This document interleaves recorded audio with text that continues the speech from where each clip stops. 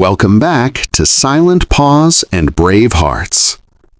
The dog was the first one to notice she had stopped. He lifted his gray muzzle from the park bench and turned his warm brown eyes toward the little girl standing frozen on the path, her dark curls catching the October sunlight, her small backpack hanging from one shoulder, her face carrying an expression that no 8-year-old should have to carry, the particular look of a child who has just seen something in the world that does not match what she has been told the world is supposed to look like. The man beside the dog had not noticed her yet. His eyes were somewhere else entirely, somewhere far away and long ago, behind a closed door that only he could see. He sat with his broad shoulders curved slightly inward, his large hands resting open on his knees, his army jacket, olive green and faded soft as old moss, hanging from his frame with the quiet, stubborn dignity of a man who no longer had a reason to wear it, but could not yet bring himself to take it off. He was not elderly, he was 53, but he wore his years the way certain men do when life has pressed against them from too many directions for too long, heavily, visibly, without complaint. His name was John Earl Hadley, and he was, on this Wednesday morning in early October, one of the loneliest men in the city. Mia Reyes stood on the path and looked at him, and her heart did something that hearts do before the mind has had time to think. It simply opened. She had been skipping to her friend Lily's house, taking the long way through the park the way she always did in October, because October in this park, with its old oak trees and its drifting gold leaves and its cool, clean air, was one of her favorite things in the world. She had been singing under her breath. She had been entirely, gloriously happy. And then she had looked up and seen him.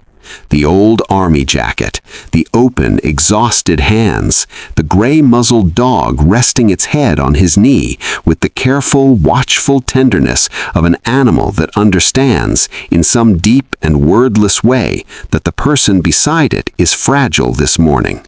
More fragile than usual, more fragile, perhaps, than he has been in a long time. Mia took one step forward, then another. She came to stand a few feet from the bench, and the dog, a 10-year-old Labrador named Copper, his coat the color of warm autumn honey, his muzzle dusted silver with age, lifted his head and looked at her with those deep, patient eyes. He did not bark. He did not move. He simply looked at her. And she looked back at him, and something passed between them that needed no words at all. Then she looked at the man again, and she reached up and unzipped her backpack. John heard the sound of the zipper and opened his eyes. He turned his head slowly, the way a man turns when he has been very far away and the journey back takes a moment, and he found himself looking at a small girl with dark bouncing curls and a star-covered backpack, holding out a sandwich wrapped in wax paper with both hands as though she were offering him something infinitely more valuable than lunch. Which, though neither of them knew it yet, she was. "Excuse me, sir," she said. Her voice was soft, but it did not shake. "Would you like my sandwich? It's peanut butter and jelly. My mom made it this morning." John stared at her. He stared at the sandwich. He stared back at her face, at the complete absence of anything in it except genuine, uncomplicated concern, and something moved inside his chest that he was not prepared for and could not immediately name. Something that had been still for a very long time. His voice came out rough, scraped. He cleared his throat. "I can't take your lunch, little one." "I had a really big breakfast," Mia said, which was only partly true. She stepped forward and set the sandwich gently on the bench beside him, the way you place something down when you understand that the person you are offering it to needs to feel like they have a choice. "Please, you look like you could use something good today." John looked at the sandwich sitting on the bench beside him. Such a small thing. Wax paper. A little girl's lunch. And yet his hands were trembling as he reached for it, trembling the way hands tremble not from cold or weakness, but from being suddenly, unexpectedly moved. A tear came, just one. It slid slowly down the side of his jaw and fell, and he did not wipe it away, did not acknowledge it, simply let it go the way a man lets go of something he has been holding for too long with no particular ceremony. Copper pressed his nose against John's chest and made a sound that was barely a sound at all, a soft, low breath of comfort, and John placed one hand on the dog's silver head and held it there. "You have made a very tired man happy today," John said quietly. "It has been a long time since a stranger looked at me like I was worth looking at." Mia sat down beside him on the bench without being invited, her legs swinging freely above the ground, entirely at ease, the way children are at ease when they are following their instincts, and their instincts are good. Copper immediately shifted and laid his gray muzzle across her small knee as though he had known her for years, and Mia laughed, a small, bright, unguarded sound that rose into the October air and seemed to make it warmer. "What's his name?" she asked, stroking Copper's ears with careful, gentle fingers. "Copper," John said, and the word came out softer than he intended, the way names do when they belong to someone you love completely. "He's beautiful," Mia said. She looked up at John. "Were you in the army?" John looked down at his jacket. 26 years, he said. "My grandpa was in the army," Mia said. "He doesn't talk about it much either." John was quiet for a moment. The leaves came down around them in their slow golden spiral. A pigeon landed nearby and then departed, unimpressed. Somewhere beyond the iron fence, the city moved and hummed and rushed forward, indifferent to the small, still, sacred thing happening on this bench beneath this oak tree.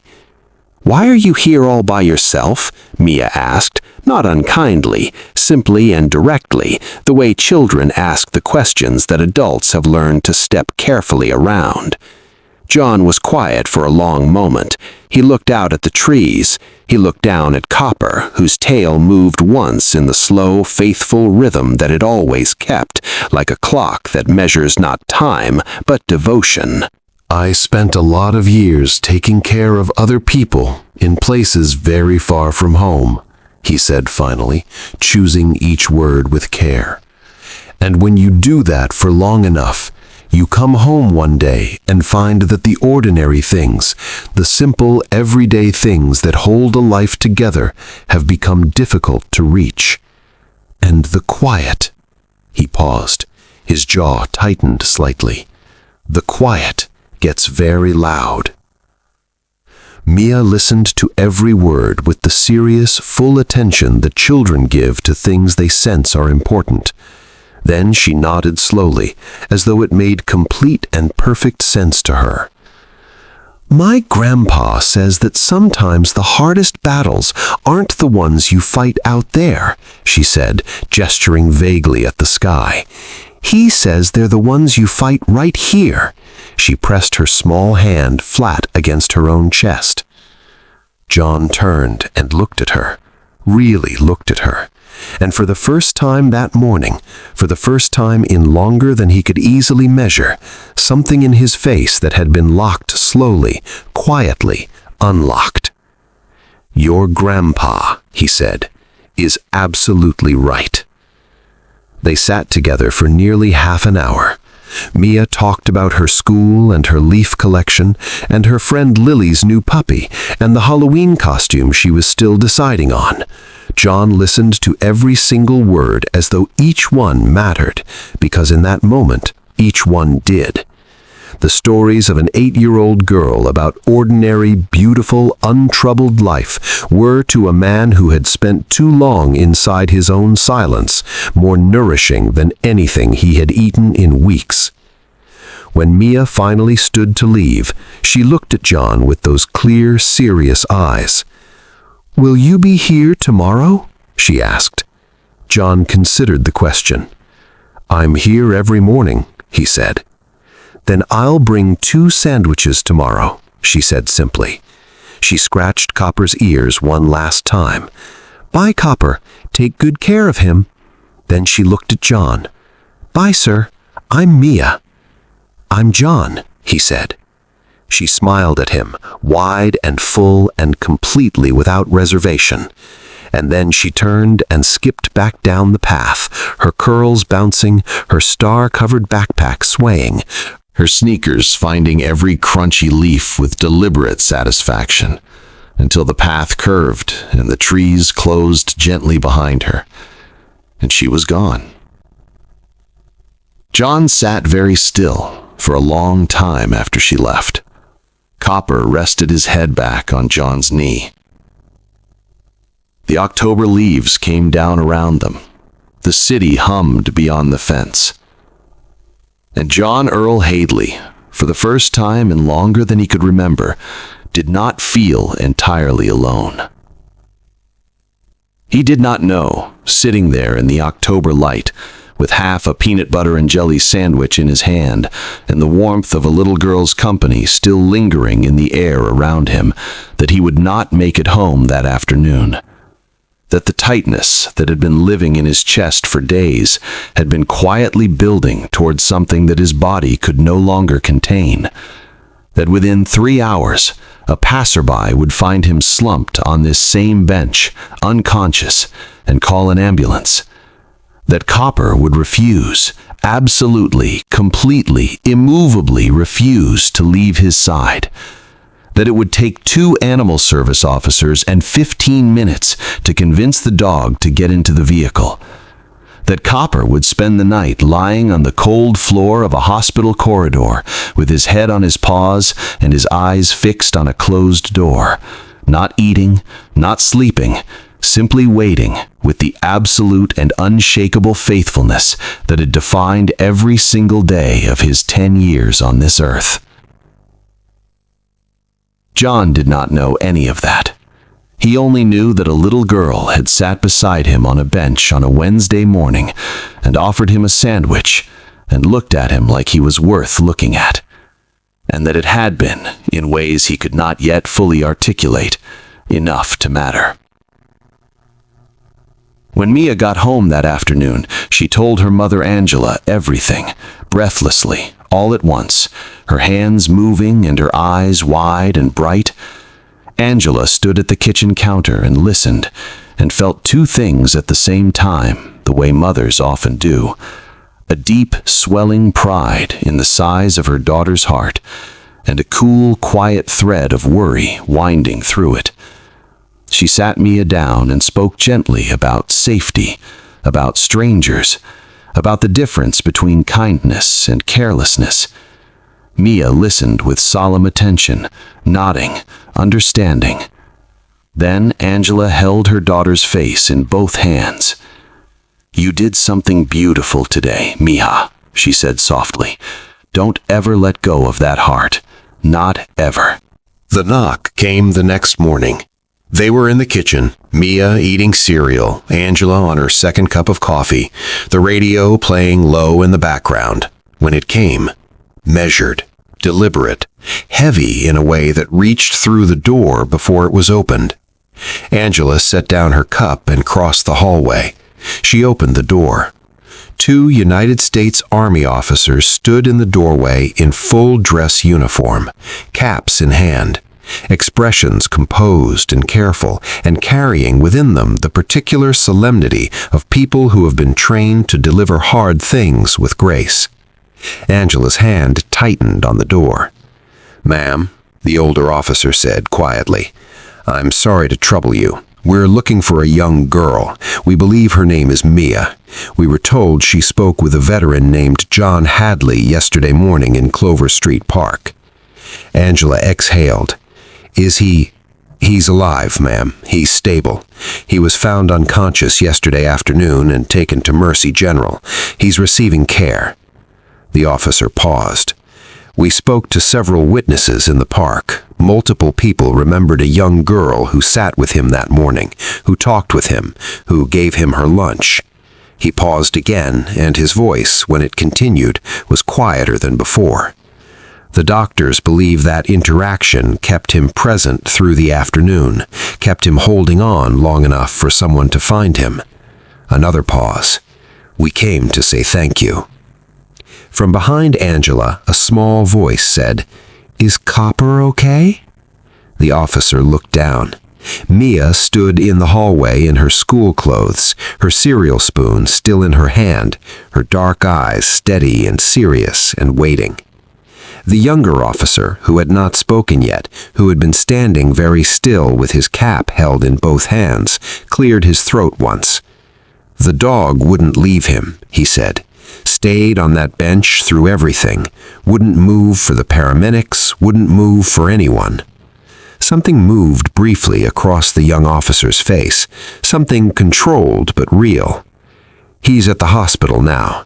They've been letting him stay in the corridor outside the room. The nurses say he just lies there, head down, eyes on the door. He hasn't eaten much. He's just—" He stopped, waiting. The kitchen was very quiet. Then Mia turned to her mother with those clear, certain eyes. "Mom," she said, "can we go see them?" Angela looked at her daughter, at the quiet, complete, unquestioning rightness in her small face, and felt something move inside her own chest, something that had been in one position for a long time, gently shifting into another. "Yes," she said, "we can go see them." The corridor outside room 114 at Mercy General smelled of antiseptic and floor wax, and the particular stillness of a place where serious things happen quietly. Copper lay against the wall beside the closed door, with his head resting on his front paws, and his eyes, those deep, faithful caramel eyes, fixed on the door, as though his gaze alone could hold it open, could hold the thread between himself and John unbroken. He looked up when he heard Mia's sneakers on the linoleum. Something happened in his eyes. Something kindled. His tail moved, slowly at first, then with gathering warmth, sweeping the floor in wide, grateful arcs. He rose to his feet, and when Mia dropped to her knees on the cold hospital floor and wrapped both arms around his neck, Copper pressed his face into her shoulder and held himself there. His whole body trembled, just slightly, with the particular relief of a creature who has been strong for a very long time and has just, in this moment, been given permission to rest. Angela stood in the corridor and pressed her fingers to her lips and let the tears fall without trying to stop them. John Hadley woke 2 days later. On his bedside table, propped against the water pitcher, was a card, hand-drawn in gold and silver marker on folded construction paper. On the front, a little girl with dark curls stood beside a man on a park bench, beneath a tree dropping golden leaves, with a big honey-colored dog sitting between them, his tail a curved arc of happiness. Inside, in careful, earnest 8-year-old handwriting, 3 words and a name. "You matter." Copper thinks so too. Mia. John read it once. Then he read it again. Then he folded it very carefully with both hands and held it against his chest, against the place on his left breast where his service medals had rested for 26 years, right over his heart. He closed his eyes and held it there, and the nurse who came in to check his vitals noted in her chart, in the small unmarked space for general observations, that the patient in room 114 was showing significant improvement. In the weeks that followed, the story of Mia and John and Copper moved through the neighborhood the way true stories move, not loudly, not quickly, but steadily and warmly, passed from one person to the next in the manner of something too important to keep to yourself. A veterans organization reached out to John. He went once, cautiously, to their weekly gathering, then again. Then he began to look forward to it, carefully, quietly, the way a man rediscovers warmth after a long, cold season. And Mia, when asked by her teacher to write about courage, wrote about the man in the army jacket and his dog. She wrote 3 paragraphs in her careful handwriting and ended with a single sentence that her teacher underlined twice in red ink and later, with Angela's permission, read aloud to the entire school. I didn't know his name or his story, but I could see he was tired, so I just sat with him for a while, because sometimes that is all anyone really needs. On a Sunday morning in November, Mia and Angela walked to Clover Street Park together. The oak trees were bare now, their branches clean and spare against a pale sky. The leaves on the ground had darkened and settled. The air was cold and still and carried the particular clarity of a morning that has nothing to hide. John was on the bench. He was sitting straighter. His jacket was the same, but something in him was different. Something that had been tightly sealed was open now, or at least opening. Something that had been dark for a long time was lit, or at least beginning to be. He saw them coming from a distance and raised one hand. Mia ran. Copper rose to meet her, his tail sweeping wide and full and joyful, his silver muzzle lifted toward the cold November air with the unhurried, complete happiness of a dog who is exactly, precisely, entirely where he is supposed to be. And Angela stood at the edge of the path and watched her daughter and the veteran and his faithful gray-muzzled dog come together in the pale November light. And she thought about sandwiches and park benches and the particular kind of courage that does not know it is courage because it is simply kindness moving forward without hesitation. She thought about how the smallest doors, opened at exactly the right moment, can let in the most extraordinary light. That night, John sat in his chair by the window, Copper's head warm and heavy on his knee, the city moving quietly beyond the glass.